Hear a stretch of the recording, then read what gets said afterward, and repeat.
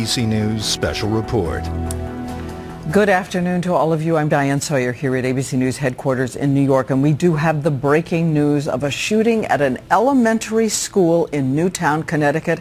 And you heard that right. It is unthinkable. An elementary school 45 miles southwest of Hartford. We know at least 3 victims are in the hospital at this hour in very serious condition.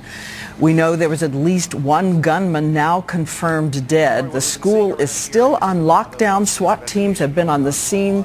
We have seen the images of the terrified children being whisked out of the school, led by their teachers, and taken to a fire station nearby. And just moments ago, I spoke to the mother of a 7-year-old boy. In that fire station, there were 2 kinds of parents: those who received the joyful news of relief and those who are still in doubt about their children. She got the good news that her 7-year-old son was all right. Here's what she had to say. Did they give you any sense when you got there, when you got to the fire department area, what had happened? What did they tell you? No, nobody is giving us, no officials are giving us any information. There's a parent I know who happened to be in the building at the time, and she's pretty broken up. She was in a meeting with the principal and some other people, and they heard shooting. They got up, they went out, and she had stayed in the conference room, and my understanding from her is the principal and other people got shot when they went out into the hallway, and she was the one who called 911. So you talked to the person who called 911? Yes, and she said that there was hundreds of shots, it sounded like. Hundreds of shots? That's what she said. And were there families there who don't know where their children are? Yes, there are still families here who do not know where their children are. And were they giving them any information at all? Are there still There's no information for those parents. They have the kids who were evacuated into the fire department house. They, as they've been taking attendance, they've been checking kids out to their parents. So some parents have secured their children and left with them, but there are still parents here who do not have their children and have no idea, and they're not being told anything. What was your thought when you got this call? It is unimaginable. What was your thought? I couldn't believe it.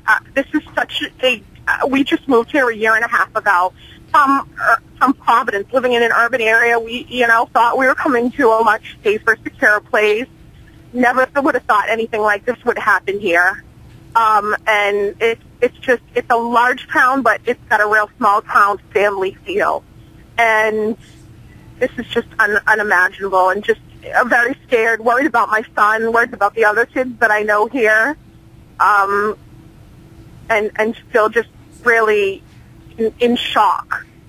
What is it you're going to say to your son about this? Have you thought about that yet? I have not. I have not thought about that yet. And I mean, my daughter is in preschool down the street. I know her preschool's in lockdown, and I have an older son who's at the intermediate school for 5th and 6th graders, and they're in lockdown. I don't know what's happening there. Well, again, I thank you so much for phoning in and everything that you've told us. Thank heaven your children are all right, and we just send you love and all of our thoughts for these days ahead. Thank you. Thank you. And again, we want to stress there's so much that's still unconfirmed. This is still a moving situation with breaking news. But let's check in with our Justice Department correspondent, Pierre Thomas. He has been talking to all of his sources there. Pierre, what are they saying? Diane, the FBI and the Bureau of Alcohol, Tobacco, and Firearms have sent personnel to the scene. They describe it as a very active scene. One senior official told me that the shooter is dead, that 2 firearms have been recovered. Again, a large number of federal authorities are coming to the scene, which suggests that there is a lot to investigate, and they're being very careful about talking about victims. The one official I spoke to said that he had been told of at least 2 children who had been injured in some fashion. Again, they're trying to get additional information from the local authorities, who are the lead at the moment, before they start giving out specifics on those injured. They're